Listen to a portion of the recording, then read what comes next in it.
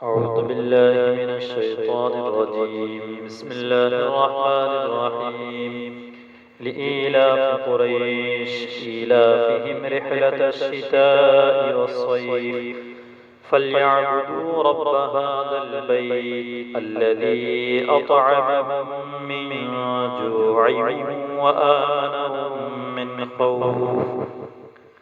صدق الله العظيم۔ تمام تعریفیں اس پاک پروردگار کے لیے ہیں جس نے ہم سب کو ایمان کی دولت سے نوازا اور نبی کریم صلی اللہ علیہ وسلم کی امت میں پیدا فرمایا اور قرآن مقدس جیسی کتاب ہمیں عطا فرمائی تاکہ ہم دنیا کے اندر بآسانی کے ساتھ زندگی گزار سکے اور آخرت کی جو آنے والی زندگی ہے اس زندگی کے بارے میں بھی تیاری کر سکے۔ تو جیسا کہ سلسلہ چل رہا تھا ان صورتوں کا جو چھوٹی چھوٹی ہیں لیکن معنی اور مفہوم اعتبار سے بہت بڑی بڑی ہیں اور اکثر مسلمانوں کو یاد بھی ہوتی ہیں، تو اسی کے سبب سورہ قریش یہ مکہ مکرمہ کے اندر نازل ہوئی اور اس کے اندر 4 آیتیں ہیں۔ یہ سورۃ القریش اور سورۃ الفیل، یہ 2 سورتیں کا مضمون ایک ہی ہے اور ان دونوں کا ایک دوسرے سے بڑا تعلق ہے، سورۃ الفیل اور سورۃ القریش کا۔ مفسرین اکرام فرماتے ہیں کہ سورۃ القریش اور سورۃ الفیل یہ 2 صورتوں کو ایک ہی صورت کہا جاتا ہے، اس لیے بعض مفسرین فرماتے ہیں کہ پہلے دونوں صورتوں کے درمیان میں بسم اللہ نہیں لکھی گئی تھی، لیکن حضرت عثمان غنی رضی اللہ تعالی عنہ نے تمام مصاحف کو جمع فرما کر جو قرآن کریم کا جو نسخہ ہمارے سامنے موجود ہے، جب یہ نسخہ تیار ہوا تو ان دونوں سورتوں کی ابتدا میں بسم اللہ کو لکھا گیا۔ تو یہ سورت کے نازل ہونے کا سبب یہ ہے، جیسا کہ نبی کریم صلی اللہ علیہ وسلم کے بعثت سے پہلے جہالت، گمراہی اور تمام خرافات میں لوگ مست و مگن تھے، لڑائی جھگڑا، لوٹ مار، قتل و غارت گری، شراب خوری، زنا خوری، تمام وہ برے افعال ان کے اندر جمع تھے۔ لیکن یہ جو قریش جو قبیلہ تھا، اللہ کے نبی صلی اللہ علیہ وسلم نے فرمایا کہ مجھے اللہ تعالیٰ نے تمام اولادوں کے اندر سے چھانٹ کر اسماعیل علیہ السلام کی نسل کے اندر رکھا، پھر وہاں سے کنانہ کو اور کنانہ میں سے قریش کو اور قریش میں سے بنو ہاشم کو اور بنو ہاشم میں سے مجھ کو انتخاب فرمایا۔ تو اس زمانے میں قریش جو ایک قبیلہ تھا، یہ جو خاندان تھا، یہ بہت معزز مانا جاتا تھا، چونکہ تجارتی اعتبار سے یہ لوگ دور دراز کا سفر کرتے تھے، گرمیوں کے اندر، سردی کے اندر الگ الگ جگہ کا سفر کرتے تھے۔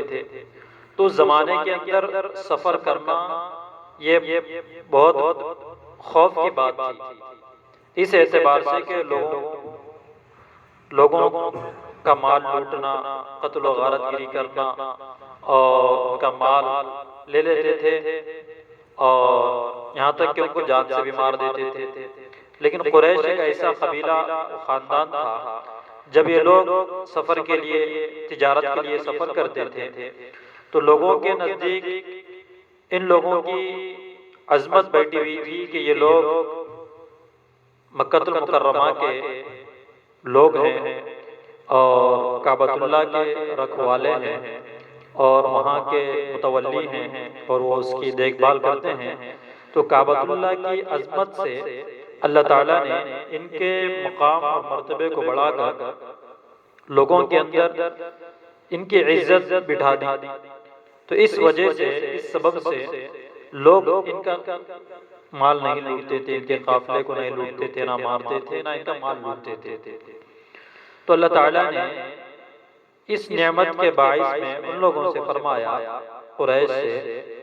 کہ لإیلاف قریش ایلافہم رحلۃ الشتاء والصیف فلیعبدوا رب ھذا البیت الذی اطعمہم من جوع وآمنہم من خوف، کہ قریش اس واسطے کہ قریش کو اللہ تعالیٰ نے مانوس، قریش کے قبیلے کو مانوس رکھا، اور مانوس رکھنا ان کو سفر سے، جیسا کہ وہ لوگ سال میں 2 مرتبہ سفر کیا کرتے تھے، اور مکہ المکرمہ کے بارے میں معلوم ہے کہ ابراہیم علیہ السلام نے جب کعبۃ اللہ کو بنایا تو بیابان جنگل اور علاقہ تھا، نہ وہاں پر ہریالی تھی، نہ سرسبز و شاداب علاقہ تھا، نہ پھل فروٹ وغیرہ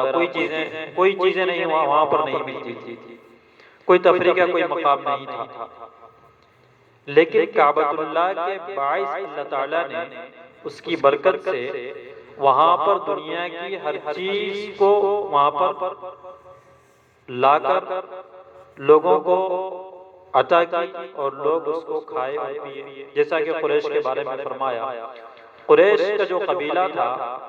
یہ لوگ گرما کے اندر ملک شام کا سفر کرتے تھے، وہاں سے تجارت کرتے تھے، وہاں سے مال لاتے تھے، وہاں سے خرید و فروخت کرتے تھے، اور مکہ المکرمہ کے اندر لا کر بیچتے تھے، کیونکہ شام کا علاقہ ٹھنڈا ہے، تو اس اعتبار سے انہوں نے سردی کے اندر گرما کے اندر شام کا سفر کیا، اور ادھر یمن جو ہے یہ گرم علاقہ ہے، تو سردی کے اندر انہوں نے یمن کا رخ کیا، اور یمن کا علاقہ گرم ہے، شام کا علاقہ ٹھنڈا ہے، اور یمن کا علاقہ گرم ہے، تو گرما کے موسم میں کہاں جاتے تھے؟ ملک شام، کیونکہ ٹھنڈا علاقہ تھا، وہاں سے کچھ چیزیں خریدتے تھے، کھانے کی، پینے کی، ضروریات وغیرہ کی، جو بھی چیزیں تھیں، اور بہت بڑی تعداد میں خریدتے تھے، اور یہ تجارتی اعتبار سے بہت بڑا قافلہ بھی تھا قریش کا، اور یمن سے بھی خریدتے تھے، یمن کا علاقہ گرم تھا، تو یہ سردی کے موسم میں یمن کا رخ کرتے تھے۔ تو اللہ تعالیٰ نے قریش کو یوں کہا کہ دیکھو، تم کعبۃ اللہ کی عظمت اور اس کے خادم ہونے، اس کے رکھوالی ہونے کے باعث اللہ تعالیٰ نے تمہارے اوپر دشمنوں کے دلوں کے اندر تمہارے بارے میں رحم ڈالی، عزت ڈالی، احترام ڈالا، تو یہ لوگ قریش کے قافلوں کو نہیں لوٹتے تھے، اسی واسطے اللہ تعالیٰ نے ان کے بارے میں فرمایا، اس واسطے کہ مانوس رکھا قریش کو، اور مانوس رکھنا ان کو سفر سے